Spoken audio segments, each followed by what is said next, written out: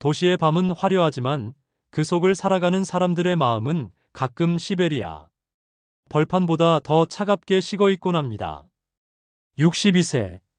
누군가는 인생을 정리할 나이라고 하지만 저 미경에게는 그저 매일 아침 눈 뜨는 것이 고역인 지루한 일상의 연속일 뿐이었습니다. 35년을 함께 산 남편은 이제 저를 보며 눈을 맞추지도 않고 밥 먹었냐는 안부 대신 리모컨만 찾는 무채색의 존재가 된 지 오래입니다. 내가 여자였던 적이 언제였던가. 누군가에게 설레고 누군가의 시선에 얼굴이 붉어지던 그 시절은 이제 낡은 앨범 속 먼지 쌓인 사진처럼 가물가물해졌습니다. 젊음과 열정으로 가득했던 그 모든 순간들이 마치 아득한 꿈처럼 멀어져 간 것 같았습니다. 그러던 어느 날 서울 한복판에 위치한 고급 호텔바의 무거운 문을 열었을 때 저는 30년 동안 멈춰있던 제 심장이 다시 요동치는 것을 느꼈습니다. 마치 긴 잠에서 깨어난 듯 잊고 살았던 감각들이 저를 휘감았습니다. 어두운 조명 아래 은은한 위스키 향기가 코끝을 찌르는 그곳. 공기마저도 짙고 농밀한 감성으로 가득 찬 듯 했습니다. 테이블마다 켜진 작은 촛불들은 마치 누군가의 숨결처럼 일렁이며 공간에 묘한 생동감을 불어넣고 있었습니다. 그리고 그곳에 제 청춘을 앗아갔던 제 영혼의 주인이라 믿었던 명석 씨가 앉아 있었습니다. 그의 모습은 마치 운명처럼 제 눈앞에 다시 나타난 과거의 한 조각 같았습니다. 그의 존재는 30년간 잊고 지냈던 저의 모든 감각을 일깨웠습니다. 저는 그 순간 제가 다시 살아있음을 온몸으로 느끼기 시작했습니다. 이 모든 것이 현실인지 꿈인지 분간할 수 없는 몽환적인 순간이었습니다. 30년의 세월을 뚫고 온 손길. 명석 씨는 예전보다 조금 더 중후해졌지만 저를 바라보는 그 짙은 눈동자만큼은 여전했습니다. 그 눈빛 속에는 30년 전 제가 알던 그 소년의 순수함과 함께 세월이 빚어낸 깊은 고뇌와 아련함이 공존하는 듯 했습니다. 제가 테이블로 다가가 앉자마자 그는 아무 말 없이 제 손을 덥석 잡았습니다. 그의 손바닥은 투박했지만 그 속에서 느껴지는 맥박은 30년 전 강변북로를 달리던 그날 밤의 기억을 단숨에 끌어올렸습니다. 마치 어제 일처럼 생생하게 그 뜨거웠던 청춘의 순간들이 파노라마처럼 스쳐 지나갔습니다. 저는 그의 손에서 전해지는 따뜻한 온기에 얼어붙었던 제 마음이 스르르 녹아내리는 것을 느꼈습니다. 미경아, 정말 미안하다. 너무 늦었지? 그의 목소리는 위스키에 젖은 듯 낮고 굵게 제 귀를 때렸습니다. 그 낮은 목소리 속에는 회한과 그리움, 그리고 알 수 없는 슬픔이 뒤섞여 있었습니다. 저는 아무 대답도 할 수 없었습니다.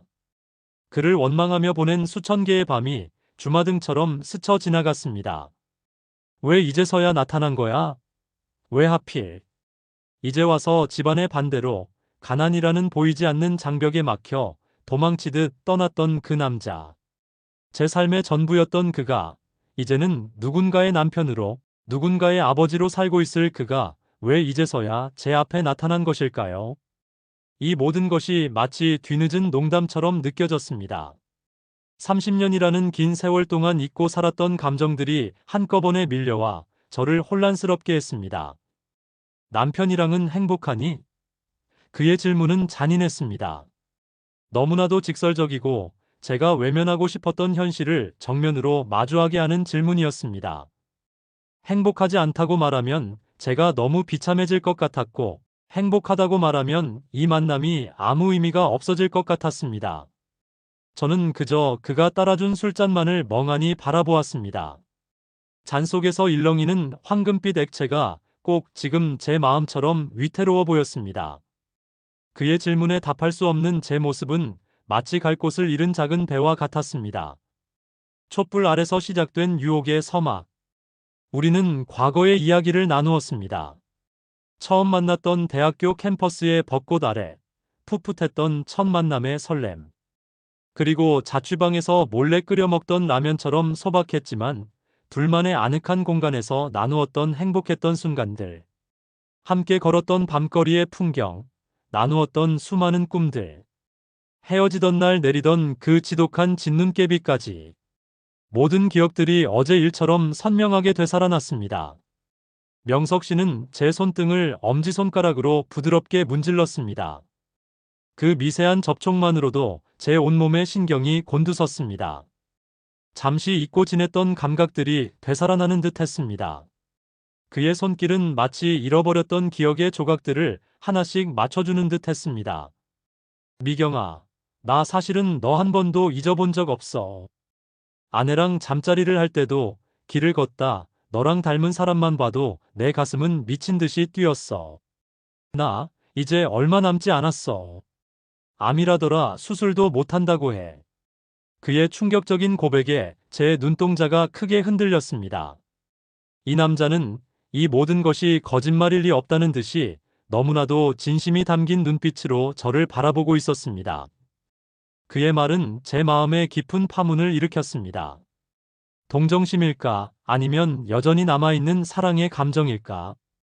복잡한 생각들이 머릿속을 스쳤습니다. 명석 씨는 저를 놓치지 않으려는 듯 제 손을 더 꽉 쥐었습니다. 그리고는 상체를 숙여 제 귓가로 얼굴을 가까이 가져왔습니다. 그의 뜨거운 숨결이 제 귓바퀴를 타고 목덜미로 내려앉을 때 저는 저도 모르게 신음을 삼켰습니다. 마치 오랜 시간 굳게 닫혀있던 문이 스르륵 열리는 듯한 느낌이었습니다.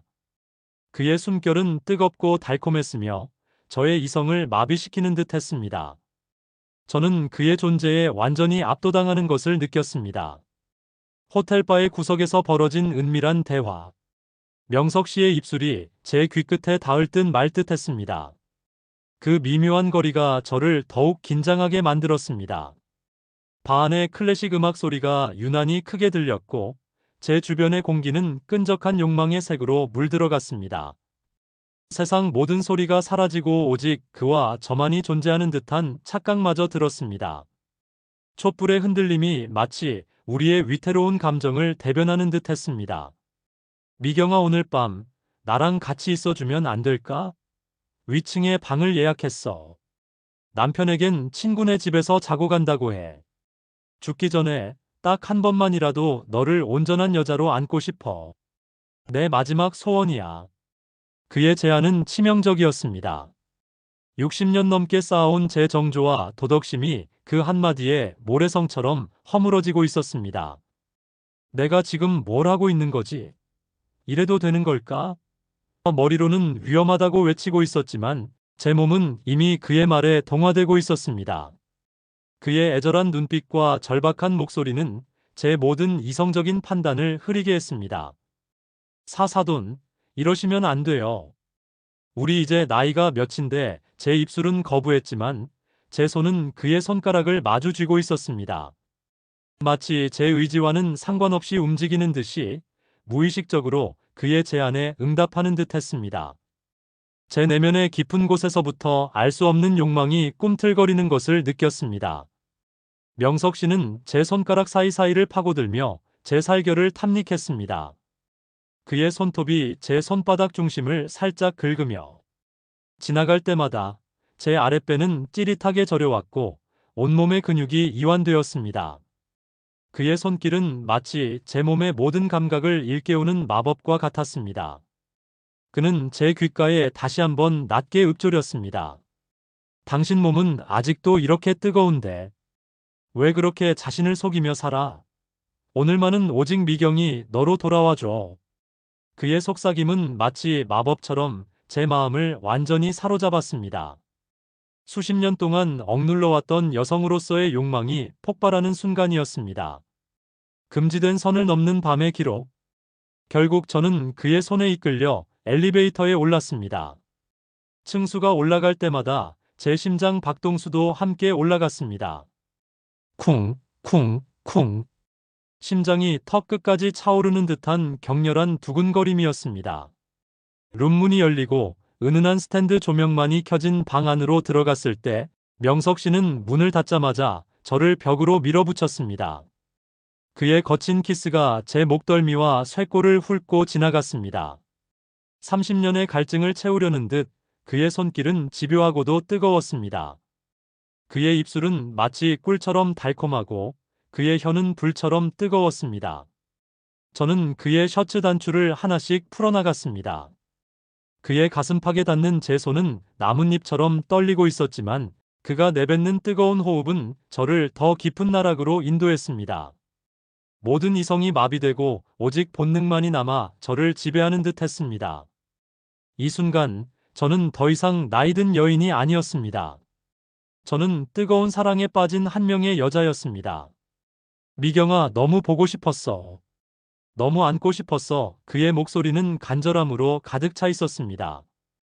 그는 제 쇼를 어깨 아래로 밀어내고 제 얇은 블라우스 위로 제 가슴에 선을 더듬었습니다.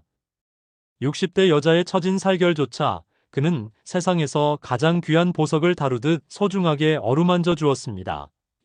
그의 손길은 섬세하고도 열정적이었습니다. 남편과의 관계에서 한 번도 느껴보지 못한 영혼까지 빨아들일 듯한 농밀한 애무였습니다. 그의 손이 닿는 곳마다 뜨거운 전류가 흐르는 듯했고 제 몸은 알 수 없는 쾌감에 전율했습니다. 우리는 침대 위로 쓰러졌습니다. 푹신한 침대가 우리의 몸을 부드럽게 감쌌습니다. 창밖으로 보이는 도시의 야경은 우리와는 상관없는 세상의 일인 듯 했습니다. 오직 이 방 안에 흐르는 우리의 거친 숨소리와 살과 살이 맞닿는 마찰음만이 우주의 전부였습니다. 명석 씨의 뜨거운 남성미가 제 안을 파고들 때 저는 제가 62세의 할머니라는 사실을 잊었습니다. 저는 그저 사랑받고 싶고 사랑을 주고 싶은 한 명의 여자일 뿐이었습니다. 그의 움직임은 거칠면서도 부드러웠고 저는 그의 리듬에 맞춰 온몸으로 반응했습니다. 우리는 마치 내일이 없는 사람들처럼 서로를 탐닉했습니다. 시간이 멈춘 듯, 세상 모든 것이 사라진 듯, 오직 서로의 존재만을 느끼며 밤을 지새웠습니다. 그의 몸에서 뿜어져 나오는 열기와 향기는 저를 완전히 취하게 만들었습니다. 그가 제 귓가에 마지막으로 남긴 말은 죽어도 여한이 없어 고맙다, 미경아였습니다. 그 한마디에 제 가슴속 깊이 묻어두었던 모든 감정들이 해일처럼 밀려왔습니다. 서러움과 행복, 그리고 알 수 없는 애틋함이 뒤섞인 복잡한 감정들이었습니다. 새벽의 고독과 여운을 남기는 질문. 새벽 4시. 창틈으로 푸르스름한 새벽빛이 스며들 때 저는 조용히 자리에서 일어났습니다. 옆에서 잠든 명석 씨의 얼굴은 평온해 보였습니다. 마치 깊은 잠에 빠진 아이처럼 아무 걱정 없이 잠들어 있는 모습이었습니다. 저는 헝클어진 머리를 정돈하고 다시 현실이라는 옷을 입었습니다. 제 안에 휘몰아쳤던 열정은 서서히 가라앉고 차가운 이성이 저를 지배하기 시작했습니다. 호텔 문을 나서는 제 발걸음은 무거웠지만 제 마음 한구석은 말할 수 없는 충만함으로 채워져 있었습니다. 어쩌면 저는 이 순간을 평생토록 기다려왔는지도 모릅니다.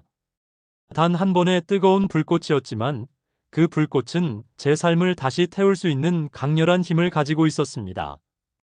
이 한 번의 일탈이 저의 남은 생에 어떤 의미로 남을지는 아무도 알 수 없었습니다. 이것은 추잡한 불륜일까요? 아니면 인생의 마지막 장을 장식하는 슬픈 축복일까요? 세상 사람들은 제게 돌을 던지겠지만 저는 그날 밤의 기억이 제가 남은 생을 버티게 할 유일한 생명수임을 알고 있습니다. 후회는 없습니다. 아니, 후회할 수 없을 것 같습니다. 이 밤의 기억은 제 영혼에 깊이 새겨질 것이며 저를 다시 여자로 살게 할 원동력이 될 것입니다.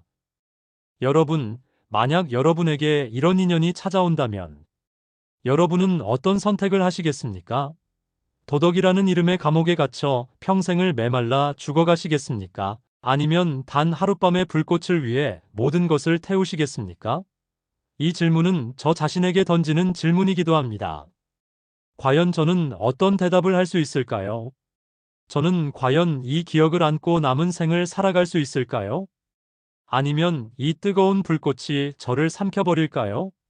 제 마음속에는 여전히 불꽃이 타오르고 있습니다. 이 불꽃이 꺼지지 않기를 저는 간절히 바랍니다.